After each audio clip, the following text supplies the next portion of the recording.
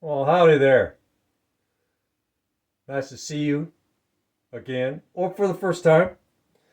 I made some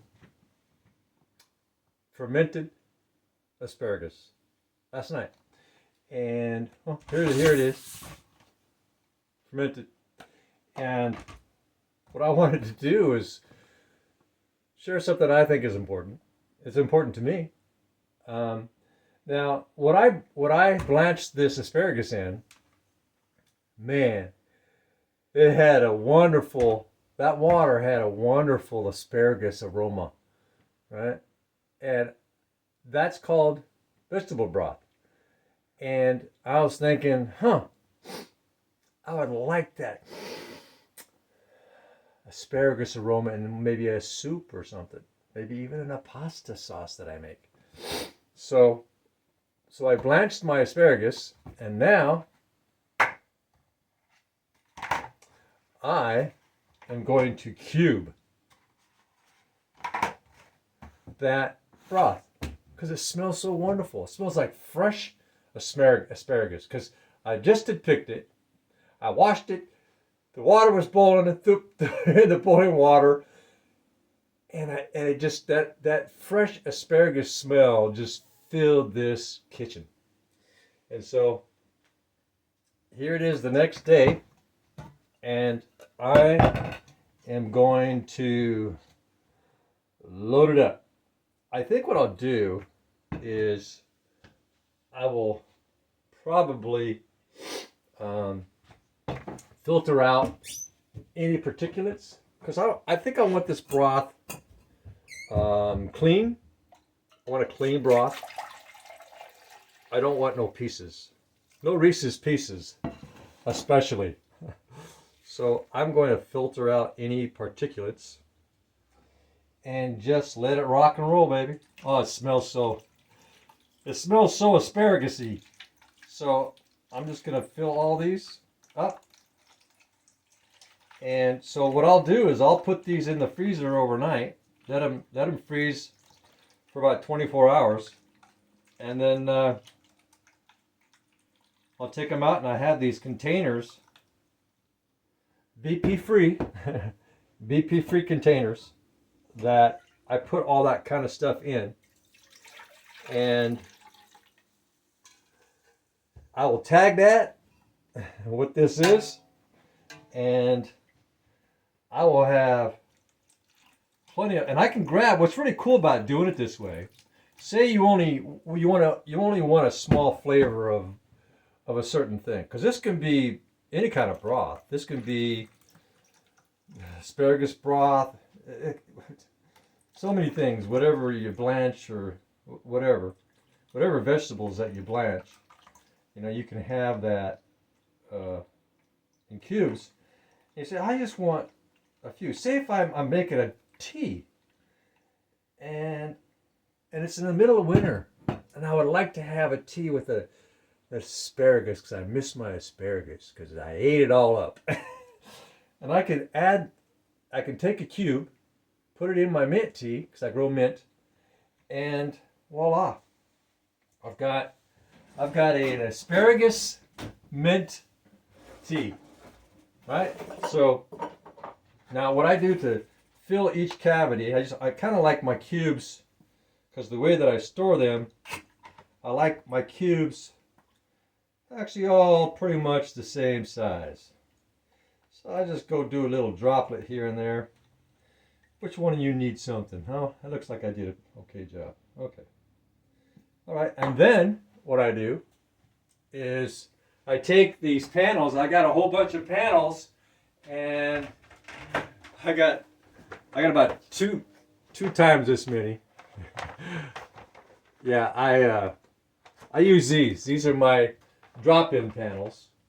So what I'll do is I will take, instead of shuffling around trying to find a place here for this to fit, that to fit there, what I'll do, so I'm landed in my stuff.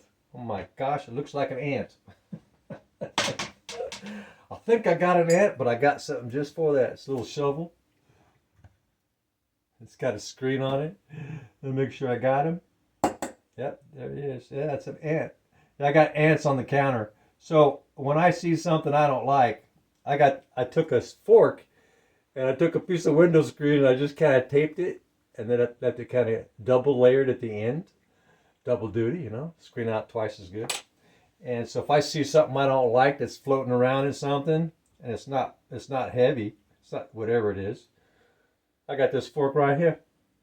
I grab it, scoop it out. I know I come up with weird stuff. So what I'm going to do is I'm going to take. First, I got to make room. Let's see, look for ants crawling around here. Maybe they like asparagus flavor too. I don't know. That one just kind of climbed right in there. And so I'll take one of my panels. They have the little edges, which is nice, so I don't slide over this way or that way, or kind of keeps them in control, in control. I like it when things are in control, because what's the option? What's the other option? That's right, out of control. Nobody likes that, right? Things gone too wild. And so then I'll take these, and I got a wide open freezer. Now, because I have a wide bottom freezer on my refrigerator, these just slide right in there. Now, if you have like a side by side or something, then of course you're gonna get something that's more narrow, right? Something that fits in there. You get a lot of them. Keep room ready to go. So I can put a bunch of stuff in, but you keep a little gap at the top, so you get your little thing that slips right in there. You got something. Oh, yeah, I keep this shelf, with a little, gap there at the top, not packed. And you just slide your stuff right in, and so ready to kind of keep it ready to go all the time. And then, I come over to here and I just open up my freezer and look for a spot. I didn't prepare it. So I got to look here and go, where can it go? I don't know. So I didn't prep this. But because of the way I keep my freezer loaded, I generally always am ready. I'm always ready. I always kind of have a spot where it'll fit into, right? So I've got my asparagus sauce. Now, of course, I'm going to be having like a lot of broth. I'll be doing a lot of blanching of my asparagus. I have a lot of asparagus coming on, and so I'll get to the point and I'll say, okay, that asparagus sauce is taking up enough of space in my freezers. And then I'll just stop, but I'll calculate, okay, I'm not going to be able to do any more broth, vegetable broth, with asparagus, because they're all gone. So I'll make a decision, okay, is that going to be enough vegetable broth with that nice aroma of asparagus, freshly blanched asparagus, to make my soups for the next, whatever months. Anyway, it's about calculating, right? Calculate, as long as you're close with the numbers and that kind of thing. There's certain numbers you need, like right on, down to the, centimeter and all that. And there's other numbers you go, close enough, right? Close enough. 90% right? I don't care about the other 4%. Now you're going, what happened to the other 1%? That's the point. As long as you're close, you get the concept of something, you understand the basic fundamentals of what you're hearing or seeing, and you take it from there and become the artist. You brush your own strokes, use your own paintbrush, your own colors. It's about getting a concept of something, for me anyway. It's not about being told how to do something exactly that, this person missed that or that. No, it's getting a certain level of conceptualization of a process, and then getting enough strokes in my head, to make it my own. It's about coming up with an idea and then us taking it from there. Right? It's like, I never seen that done before ever. Never even thought about it. What a cool idea. But I'm going to tweak it this way. I'm going to tweak it that way. Yeah, do my own dance. Play my own music to the dance. So, yeah, I just got done pulling my veromite panel out, and I just did an inspection, and I found 0 veromites. And the drones are out and about coming out of my hive.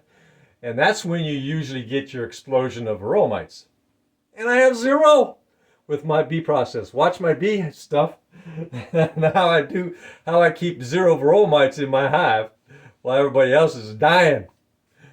I hope that everybody else kind of gets this, but this is really time consuming to do what I do, but it works. It does the job. All right, subscribe, thumbs up. You have a wonderful life, and if you have any questions, I'll be happy to answer them. I enjoy scientific study and research, and I only accept the highest level of empirical, reproducible evidence on things. There's still a lot of things in question and that the people who study and got the masters in these things are still trying to figure out, and I follow along with them, seeing where their progression is going. Look at the analytical data. I'm critical. I engage in what's critical analytical evaluation myself. I tear everything apart, take the pieces, put them all in different places, in their own little categories, and then I make a decision. Okay, still got some work to do there. I'm just gonna have to wing it from here. We don't know enough on that area. Physics, medical, biology, whatever.